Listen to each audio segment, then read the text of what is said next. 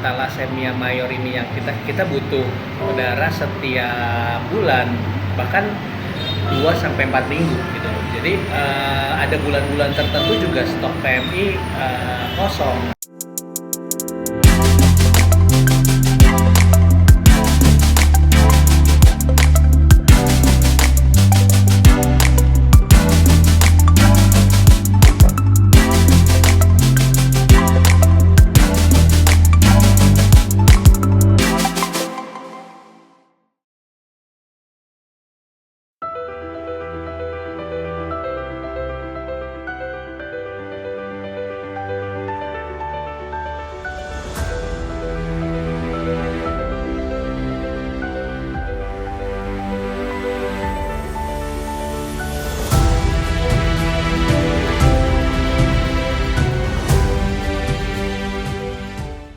Diagnosa pertama kali thalassemia itu adalah waktu anak pertama kami itu usia 6 bulan. Di situ dia mengalami demam, naik turun selama 2 minggu. Ya, umumnya ibu-ibu pasti berpikir anaknya itu DB. Kita bawa ke rumah sakit, pas dicek ternyata HB-nya itu setengah normal. Setengah normal itu gimana? Jadi biasanya itu 12, HB normal dia itu 6. Nah, dokter langsung bilang dari cek HB dan cek ferritin dan lain-lainnya, ini ada gejala lain, bukan kekurangan zat besi atau bukan anemia, tapi ada perlu cek lanjutan. Nah, cek lanjutannya itu cuma ada di Institut Eijkman saat itu tahun 2016 berarti. Jadi dokternya akhirnya merujuk kami ke yayasan genetika tersebut dan dicek. Tapi dokternya bilang sesudah ini ibu langsung ke rumah sakit ya, untuk ditransfusikan nih bayinya, karena kalau ditambahin dulu darahnya bercek takutnya hasilnya tidak maksimal, udah tercampur darah orang. Oke, kita turutin kata dokter, kita ke Eijkman tes dan hasilnya katanya seminggu 2 minggu kemudian setelah itu balik ke rumah sakit, karena kalau turun lagi satu aja anaknya harus masuk ke NICU ya, karena masih bayi masuk ke NICU gitu. Jadi setelah itu kami langsung ke rumah sakit, dirawat selama 2 malam. Sorry, 2 malam kan? 2 malam untuk ditransfusikan 2 kantong darah. Itu awalnya, dan baru kita dapat hasilnya, dinyatakan bahwa anak kami yang pertama itu menderita kelainan thalassemia beta mayor. Dan kita sebagai orang tua juga dicek, kita dinyatakan memiliki kelainan genetik thalassemia beta minor. Mungkin diceritain apakah semua orang bisa mengalami seperti anak ibu? Jadi thalassemia ini adalah kelainan genetik yang diturunkan oleh orang tua yang menyebabkan anak ini tidak bisa membentuk sel darah merah yang sempurna, akhirnya harus ditransfusi darah setiap bulan atau kurang seumur hidup. Nah, penyebarannya adalah melalui orang tua yang seperti kami, thalassemia minor, yang tidak memiliki simptom atau gejala apapun. Nah, pada saat kami menikah dan di dalam rahim terbentuklah anak, nah di situ biasanya ya itu kalau genetiknya sama-sama minor, kemungkinan besar anaknya akan mayor yang akan menghasilkan bayi-bayi seperti ini. Dan umumnya di Indonesia karena tidak ada premarital check up atau jarang yang melakukan premarital check up secara lengkap, ini tuh tidak terdeteksi. Makanya kenapa penumbuhan angka thalassemia ini di Indonesia makin tinggi. Terus bagaimana perjuangannya memperoleh darah bagi kedua anaknya? Untuk mendapatkan darah kan ada PMI dan semua kita dapat dari PMI kan ya. Cuman karena thalassemia mayor ini yang kita butuh darah setiap bulan, bahkan 2 sampai 4 minggu gitu. Jadi ada bulan-bulan tertentu juga stok PMI kosong. Contohnya Lebaran gitu. Paling gampang Lebaran, di mana orang tuh biasanya puasa dan nggak donor kan. Nah itu kita cukup sulit gitu, cukup kesulitan, dan ketika kosong akhirnya kita betul-betul harus cari mandiri gitu, minta pertolongan siapapun yang bersedia untuk nyumbangin untuk donor darahnya supaya kita bisa dapat gitu sih. Jadi cukup challenging.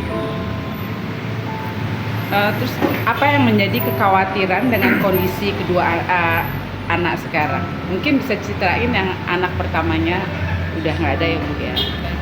Jadi sebenarnya mengkhawatirkan adalah dari kacamata jangka pendek ya, treatment yang dilakukan ini yaitu transfusi darah setiap bulan itu bisa menyelamatkan secara jangka pendek. Dalam arti kenapa? Karena darah merah itu ada oksigen dan ada zat besi di dalamnya. Oksigen itu dipakai setiap hari, zat besi ini sulit untuk dikeluarkan oleh badan, oleh mekanisme badan. Oleh karena itu dibutuhkan obat yang bisa mengeluarkan zat besi ini. Tapi pada nyatanya zat obat ini tuh tidak bisa maksimal juga mengeluarkannya.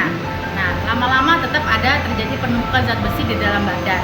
Nah, zat besi ini biasanya itu tertumpuk di organ-organ vital seperti jantung, paru-paru, liver, dan akhirnya kalau penumpukan ini terjadi bisa terjadi gagal organ yang juga bisa menyebabkan kematian. Itu. Ada cara lainkah? Ada, yaitu ditransplantasi sistem tulang belakang. Tapi tidak menjadi jawaban utama. Pertama, karena pasti masalah biaya. Harga starting price-nya aja udah mulai miliaran rupiah. Pertama. Kedua, masih belum bisa dinyatakan 100% berhasil. Sebagai contoh sendiri adalah anak kami yang pertama.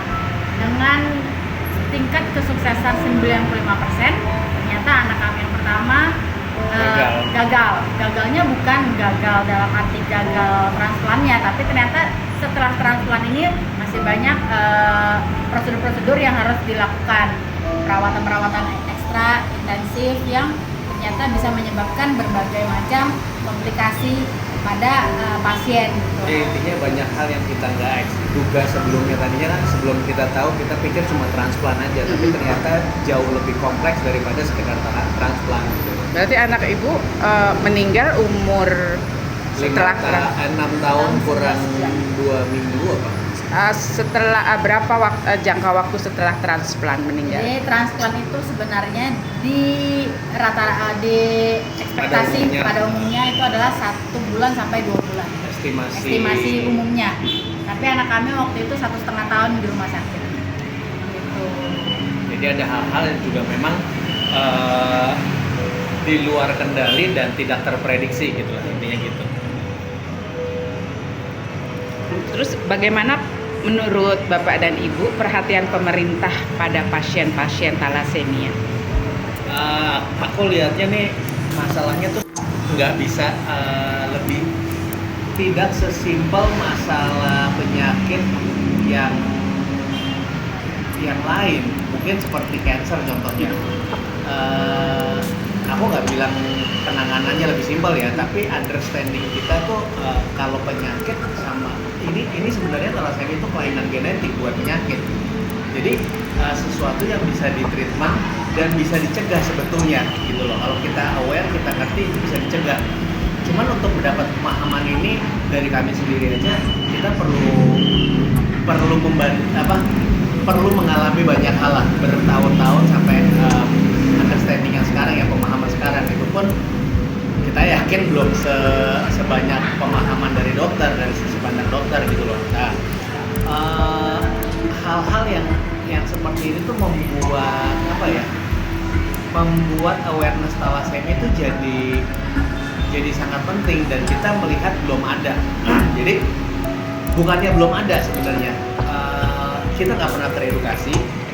Ketika kita mengalami, kita panik dong, tapi ternyata ketika lihat ke belakang, kita benar-benar cari, ternyata sudah pernah ada awareness kayak campaign tentang talasemia, tapi nggak pernah kedengeran gitu loh. Jadi nggak pernah kedengeran masif, padahal talasemia ini kalau misalnya untuk saat ini talasemia itu sudah nomor 5 terbanyak menghabiskan anggaran BPJS dengan kira-kira 10.000 sampai 15.000 penderita saja di Indonesia. Oke. Yang tercover BPJS ya, data ya. Bandingin nomor 1-nya ratusan ribu, jantung kalau nggak salah, jantung, pokoknya secara jumlah jauh sekali. Kalau kita prorata ini sudah jadi nomor 1. Nah, masalahnya ini kalau nggak dicegah, ini akan jadi nomor satu yang paling banyak menghabiskan BPJS gitu. Atau ini satu-satunya kelainan yang bisa dicegah. Harusnya bisa dicegah, kalau bisa dicegah ini kita bisa eliminasi. Tapi karena penyakit lain kan nggak bisa dicegah ya, gitu loh. Gitu, jadi kita melihat ini penting banget edukasi ini supaya masa depan generasi selanjutnya itu dan semakin banyak. Karena semakin banyak juga, kalau semakin jumlahnya semakin banyak, beban negara akan semakin banyak. Ada dua problem di sini. Satu, pertama kalau kita buat awareness tuh untuk mereka yang bisa mencegah. Yang mereka yang bisa mencegah, mereka harus sadar kalau mereka punya carrier atau enggak. Kalau carrier sama carrier menikah, kalau dapat anak dengan kondisi thalassemia mayor, resiko mereka apa? Gitu loh. Resikonya adalah ya kamu harus akan seumur hidup berurusan dengan rumah sakit dan kualitas hidup anak kamu belum tentu baik gitu loh. Nah, itu pertama. Dan mahal dan sangat mahal. Yang kedua adalah orang-orang yang udah terlanjur punya, yang kayak kami nih belum pernah ngerti, belum tahu, dan tiba-tiba kecemplung, kita kan masih bingung gitu loh. Kita nggak punya pilihan selain menghadapi, tapi untuk menghadapinya kita perlu understanding gitu, kita perlu pengetahuan yang banyak gitu. Kebetulan kami punya pengalaman membandingkan dengan pengalaman di luar negeri yang men-treatment thalassemia dengan jauh lebih baik. Jadi kita jadi punya perbandingan dan kita mengerti problemnya gitu. Meskipun belum kompleks ya, paling nggak sejauh ini kami lebih mengerti. Oleh karena itu kita pengen banget untuk menyebarkan pengetahuan kita buat edukasi supaya pertama kita mencegah generasi selanjutnya, menyelamatkan generasi selanjutnya dari thalassemia mayor. Yang kedua, menyelamatkan mereka yang sudah ada dalam kondisi ini gitu. Karena ini jangka panjang. Perawatan yang salah dalam waktu dekat sehari-hari ini mempengaruhi kualitas hidup mereka jangka panjang gitu.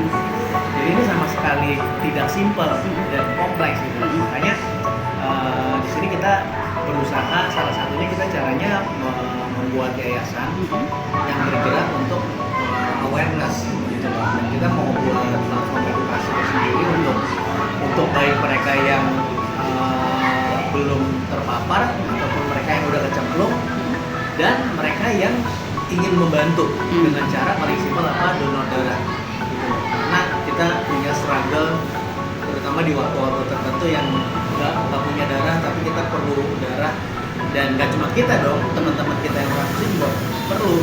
Makanya kita pengen banget untuk reach out ke orang-orang ini. Jadi tadi disebutkan ya, kenapa pengen dicegah? Pertama ya karena harus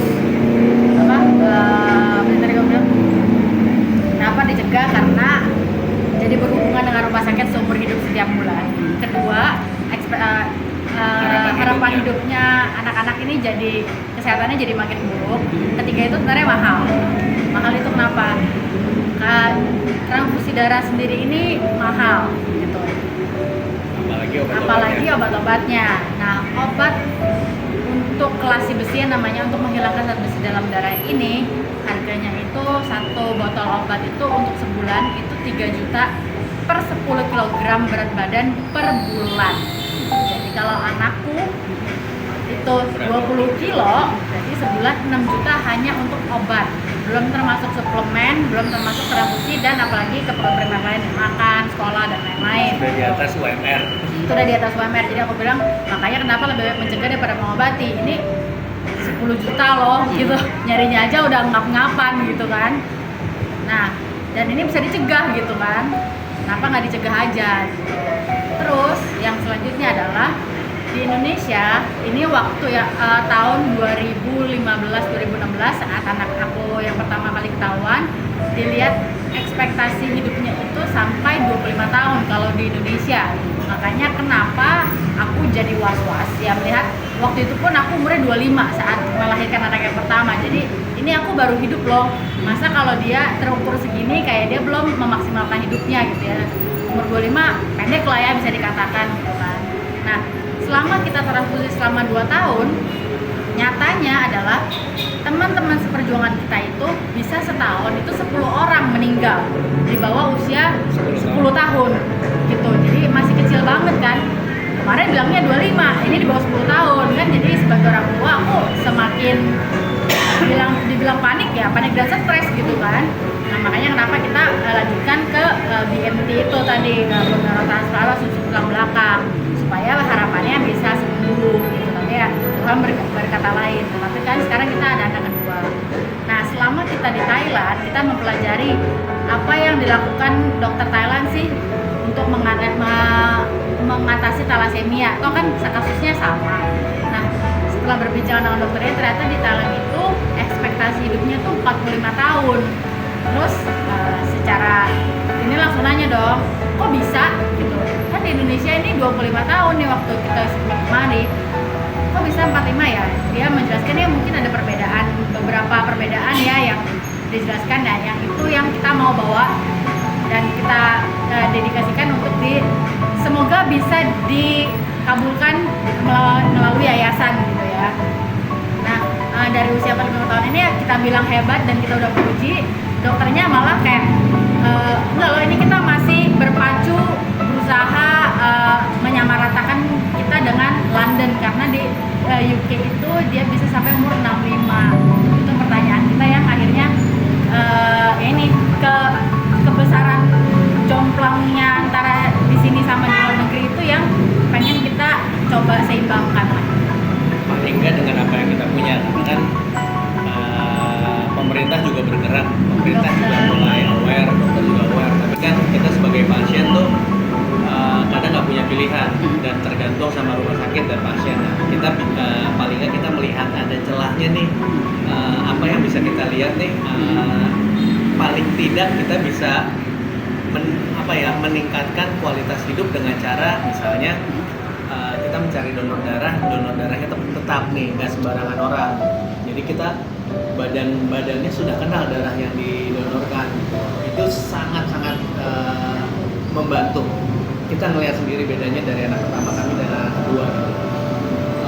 Itu terus yaitu edukasi. Kita kalau kita belum punya understanding seperti kita sekarang, kita malah tidak punya urgency karena kita belum tahu. Nah, kalau kita tahu resikonya dan gimana caranya bisa memperbaikinya, aku percaya nggak ada orang tua yang nggak mau anaknya umurnya panjang dan sehat dan berhasil. Jadi ini keresahan kita yang mau coba kita jawab lewat yayasan. Ya, oke. Boleh.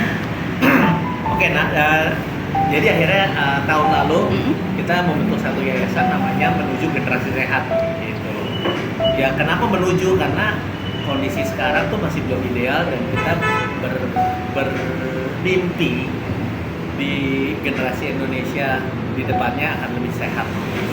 Terutama yang thalassemia, kalau bisa memungkinkan, kalau misalnya ini berhasil baik, tidak menutup kemungkinan untuk diduplikasi untuk membantu isu-isu yang lain. Mungkin bisa disebutkan angka harapan hidup penderita thalassemia di Indonesia jika dibandingkan mungkin dengan di Thailand. Aku mesti mention itu tahun 2015. Iya, tahun 2015. Ya. Nah, dia kalau dirawat dengan baik nggak kelihatan kayak orang sakit, gitu loh. Apalagi dirawatnya dengan sempurna ya. Cuman kalau orang yang rawatnya asal-asalan pasti ada tanda-tanda.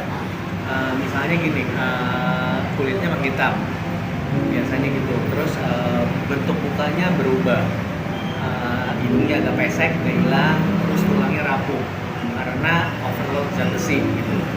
Tapi kalau dirawatnya baik benar, akan bisa mendekati kualitas hidup orang normal gitu. Jadi keluhan seperti apa? Basically dia kayak isi bensin.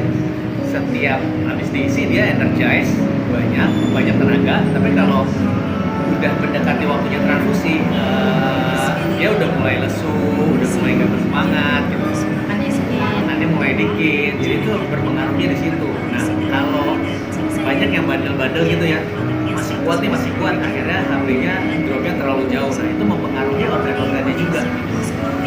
Jadi cukup kompleks, makanya kita pengen banget teman-teman yang menderita, terutama yang belum bisa merawat dirinya sendiri, orang tuanya tuh aware akan hal ini, karena kita nggak bisa revert back gitu loh. Kalau kita ngelakukan kesalahan di sini dan kualitas hidup mereka udah di bawah, akan susah naik lagi gitu loh, secara kesehatan ya.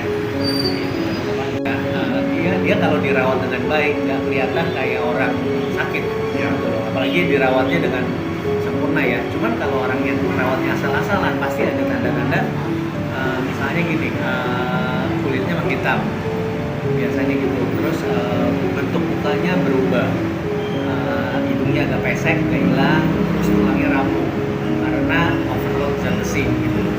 Tapi kalau dirawatnya baik benar, akan bisa mendekati kualitas hidup orang normal gitu. Jadi keluhan seperti apa? Basically dia kayak isi bensin, setiap habis diisi dia energize, banyak tenaga. Tapi kalau udah mendekati waktunya transfusi, dia udah mulai lesu, udah mulai gak bersemangat gitu, makannya mulai dikit. Jadi itu berpengaruhnya di situ. Nah kalau banyak yang bandel-bandel gitu ya, masih kuat, akhirnya HB-nya dropnya terlalu jauh. Nah itu mempengaruhi organ-organnya juga. Jadi cukup kompleks, makanya kita pengen banget teman-teman yang menderita, terutama yang belum bisa merawat dirinya sendiri, orang tuanya tuh aware akan hal ini, karena kita nggak bisa revert back gitu loh. Kalau kita ngelakukan kesalahan di sini dan kualitas hidup mereka udah di bawah, akan susah naik lagi gitu loh, secara kesehatan ya. Alasannya, dan kalau transfusinya nggak benar itu bisa di Google, namanya muka anak thalassemia. Nah kalau dilihat sama anakku pasti beda banget, ini kelihatan normal banget. Biasanya mereka palanya kecil, luncur, hidungnya pesek, pipinya bengkak, gembem gitu. Pokoknya ada ciri khasnya gitu. Nah selain itu, kalau tidak dengan benar. Nah kalau dengan kondisi anakku sekarang, ya biasanya gitu, mulai minggu ketiga, minggu keempat transfusi, tidur terus, makannya sedikit, rewel, jadi nangis apa segala macam gitu. Terus kalau gitu tadi, kalau darahnya yang diterima nggak benar, organnya bisa bengkak. Karena kan menyaring organ, disaring dua organ ya, jadi gel darah itu kan disaring. Jadi kayak makin gede nih, yang sekarang usianya 30 tahunan ke atas tuh rata-rata limpanya itu udah setengah, itu harus kelihatan. Limpa itu biasanya karena terlalu rendah, belum malas, masih berasa sanggup gitu loh. Jadi organnya bekerja untuk mensuplai kebutuhan badannya, jadi mereka banyak yang buka. Terus kualitas hidup donor itu sangat penting. Kita pernah pengalaman sebenarnya lucu ya. Kurang donor banget nih di sini nih, sangat kurang donor banget. Terus tiba-tiba ada bule, dia bilang aku mau donor darah. Pas lihat, terus temanku dengan beraninya dia tanyain, kamu sering donor? Iya, mau nggak kamu donorin buat anak ini selalu? Nah, gitu. Ditanya kan kenapa, kita jelasin. Oh ya kalau gitu boleh kita samain aja jadwalnya gitu kan, supaya waktunya donor aku harus dapat. Nah kenyataannya adalah si bule ini tuh Kenapa dia harus transfusi? kenapa dia harus donor? Kenapa dia harus donor? donor? Karena dia ada darah tinggi sedikit dan ada penyakit lainnya lah. Dia kan kalau memang pria biasanya kan nggak ada PMS ya, jadi darahnya tuh kayak nggak dicuci ya kan. Nah ini kebetulan bule itu cowok gitu, jadi ya dia menggunakan donor darah itu supaya badan dia makin sehat. Tapi ternyata kan darahnya ini jadi kualitasnya tidak maksimal karena dia kan ada penyakitnya gitu. Biarpun secara filter atau ini lewat gitu kan, nggak ada penyakit menular, hipertensi dan lain-lain, tapi ternyata pada saat didonorkan anakku, ya anakku berasa gitu. Ada bedanya. Terus kan kita kalah ini kan jangka panjang seumur hidup gitu. Jadi kualitas darah yang diterima itu mempengaruhi ke depan gitu. Makanya kita Sekarang teman-teman yang dicari adalah teman-teman yang sehat,